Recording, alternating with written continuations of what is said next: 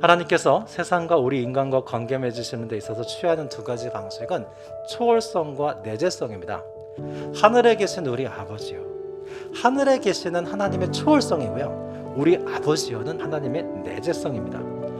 하나님께서 우주를 구원하시기 위해서는 당연히 우주보다 크셔야죠. 이게 하나님의 초월성이에요. 그러나 하나님께서 우리를 구원하시기 위해서는 우리에게 오셔야 합니다. 이게 하나님의 내재성이죠. 그래서 C.S. 루이스는 기적이라는 책에서 하나님의 초월성과 내재성의 통일성을 다음과 같이 기가 막히게 표현했습니다. 예수님께서는 다시 올라가시기 위해 내려오셨다. 그러나 그분이 내려오신 것은 망가진 세상과 죄에 빠진 인간들을 데리고 다시 올라가시기 위해서이다 그랬어요. 하나님의 초월성과 내재성은 하나입니다. 분리될 수 있는 게 아니에요. 그런데 엘리후는 하나님의 초월성을 강조하면서 하나님 편에 선 나머지 정작 하나님께서 가장 위하시는 사람을 잃어버리고 말았습니다. 엘리후의 세계관은 좀 양극적으로 나눠져 있습니다. 잘한 것과 못한 것, 옳은 것과 그른 것, 성공과 실패. 그리고 욥은 엘리후에 의하면 그저 못했고 틀렸고 실패했고 무지하고 고집부리며 있다고 엘리후는 욥을 정죄했습니다. 그러나 여러분, 초월과 내재의 하나님은 어떤 분이죠? 이 양극적인 것들을 통일하고 우리를 통째로 끌어안으시는 분이에요.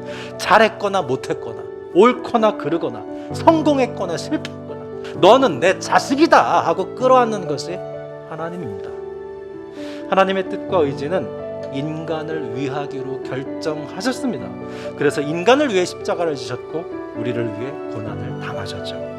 하나님의 사랑은요, 우리의 영향을 받으십니다. 그러면 여러분, 욥기의 저자는 하나님께서 말씀하시는 하나님의 폭풍 언설 직전에 왜 굳이 이 엘리후의 발언을 등장시킨 이유가 뭘까요? 특이한 것은요, 무려 3회전에 걸쳐서 긴 공방전을 벌인 욥이요, 엘리후에게 아무런 답도 안 합니다. 심지어 욥기 42장에서 욥의 세 친구들을 나무라셨던 하나님께서도 이 엘리후에 대해서는 아무런 반응도 하지 않으세요.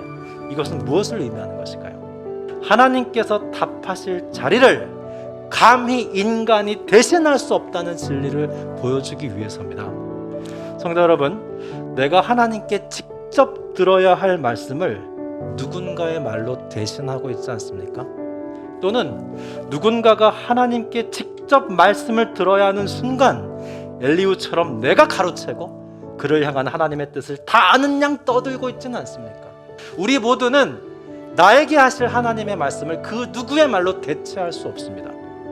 여러분, 욥기 마지막 42장에서 하나님께서 욥의 세 친구들에게 너희 말이 내 종 욥의 말같이 옳지 못하다 그랬는데요, 이 말 뜻은 뭘까요?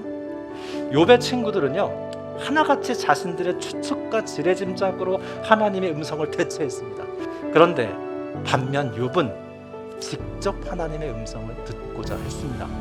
하나님께서는 그렇게 직접 하나님의 음성을 듣고자 했던 욥이 옳게 말하였다라고 하셨어요. 사랑하는 성도 여러분, 욥처럼 하나님께서 말씀하시도록 하는 그 자리에 서셔서 직접 하나님의 음성을 들어보시지 않겠습니까? 그러면 하나님께서 우리에게 영향을 받으셨듯이 우리 역시 하나님께로부터 영향을 받게 될 것입니다.